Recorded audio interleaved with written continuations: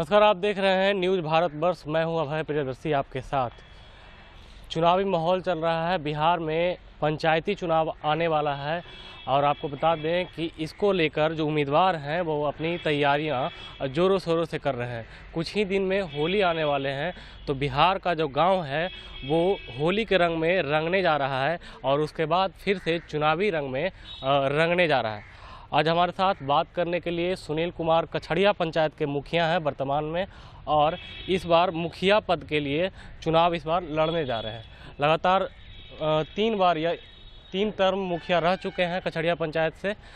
तो सबसे पहले इनसे कुछ सवालात करते हैं कि कैसी तैयारी है, चुनाव की चूँकि नज़दीक है, कैसी तैयारी है आपकी? तैयारी बिल्कुल जिस तरह से हम लोग जो है होली का रंगोत्सव मनाते हैं, उसी से भाई पंचायत में भी हम लोग चुनावी मुद्दा को लेके जो भी हमने विकास का कार्य किया है माननीय नीतीश कुमार जी का साथ निश्चय के साथ और न्याय के साथ जो हमने अपनी पंचायत में काम किया है और अच्छे तरीके से किया है।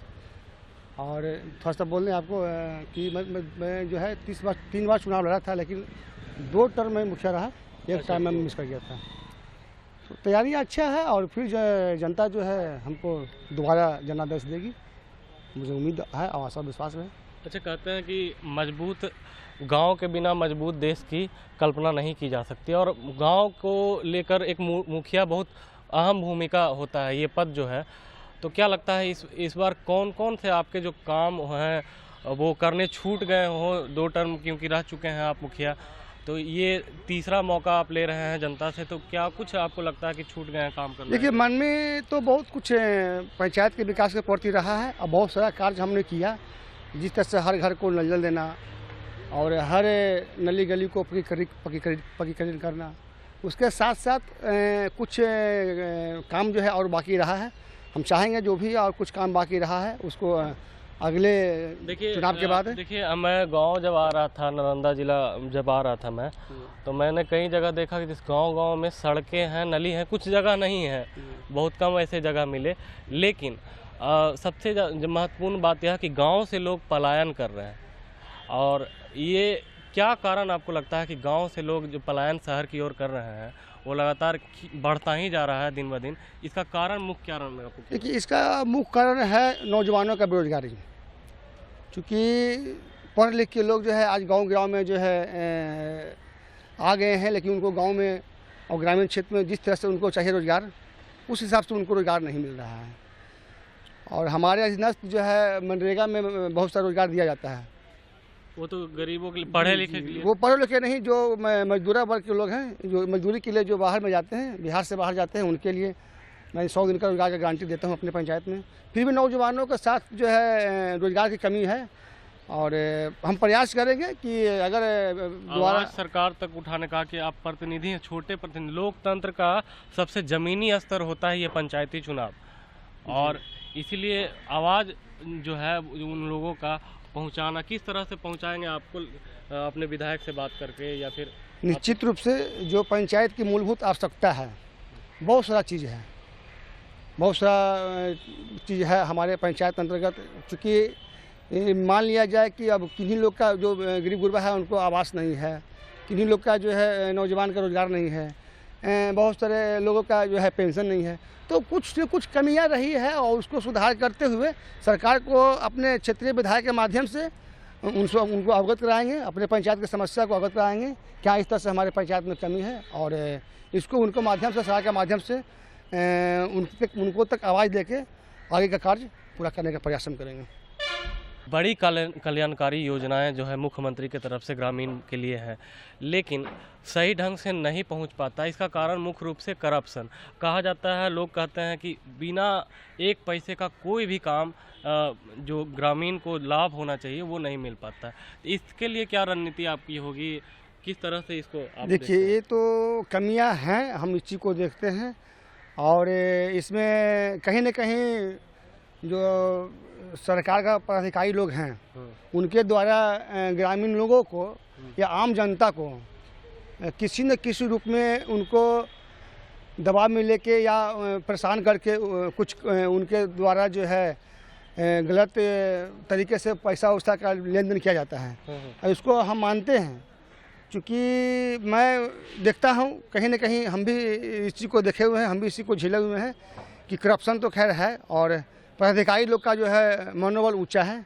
और इसमें सरकार से हम इस आपके चैनल के माध्यम से हम अवगत कराना चाहते हैं कि माननीय नीतीश बाबू, आपके गृह जिला का ही मैं एक मुखिया हूँ और उसके नाते मैं आपको आगाह करना चाहता हूँ कि आपके जितने भी पदाधिकारी लोग हैं जो विभिन्न पदों पर हैं, उनके द्वारा जनता को शोषण किया जाता है। ये बात बिल्कुल सत्य है। मैं एक ग्राम प्रधान के नाते, एक मुखिया के नाते मैं इस चीज़ को जानता हूँ, क्योंकि मैं जनता के साथ जुड़ा हुआ रहता हूँ और उनकी दर्द को हम समझते हैं।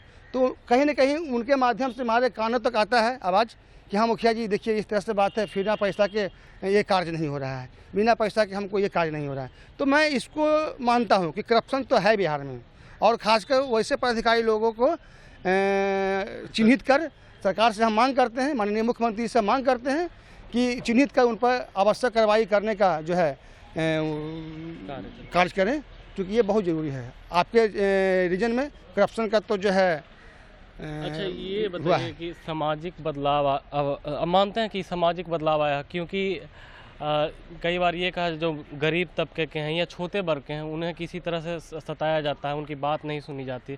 क्या अभी इस तरह का माहौल है गांव में? क्या देखिए, अभी तो देखिए कुछ चीज़ का अज्ञानता का भी गरीब गुरबा में जानकारी नहीं है, उसके चलते भी लोग कुछ भटक जाते हैं। जैसे कि माननीय मुख्यमंत्री जी के द्वारा जो है अनुमंडल स्तर पर ही इसका निवारण करने का जो है कोषांग गठन किया गया है, तो लोग वहाँ पहुँचते हैं तो निश्चित तौर से हम वहाँ देखे हैं कि अगर किन्हीं को आवेदन लिखने भी नहीं आता है तो उनकी शिकायत सुना जाता है और शिकायत पर सुनवाई होती है, डेट बाई डेट होती है। तो कुछ लोग का कमियाँ हैं, जानकारी नहीं भी रहने के कारण थोड़ा सा लोग भटक जाते हैं। तो जिस सरकार में अगर कुछ अच्छाई है तो सरकार में कुछ बुराई भी होता है, स्वाभाविक सी बात है। किसी इंसान में कुछ अच्छाइयाँ है तो उसमें कुछ बुराई होता है। अपने पंचायत में ऐसे लोगों को आपने चिन्हित किए हैं जिनको अब भी मकान नहीं है अपने रहने के लिए, ऐसा कुछ आपके पंचायत? बिल्कुल बिल्कुल। देखिए, इसी चीज़ को तो मैं कहने जा रहा हूँ कि यहाँ इतना भ्रष्टाचारी हो गया है पदाधिकारियों के द्वारा। मान लिया जाए कि जो पैसा दिया है उसको कॉलोनी हो रहा है, इंदिरा आवास मिल रहा है, और सही व्यक्ति जिसको मान होने लायक है, जिसको मिलना चाहिए, उसको नहीं मिल रहा है, चूँकि कहीं न कहीं वो पैसे देने में कमी कर रहा है। तो हम तो जनता से स्पष्ट कहते हैं, अपने क्षेत्रवासियों को भी कहते हैं कि पैसा अगर आपसे कोई मांग करता है इंदिरा आवास में तो आप बेहिचक पदाधिकारी से उसका शिकायत करें, लिखित शिकायत करें।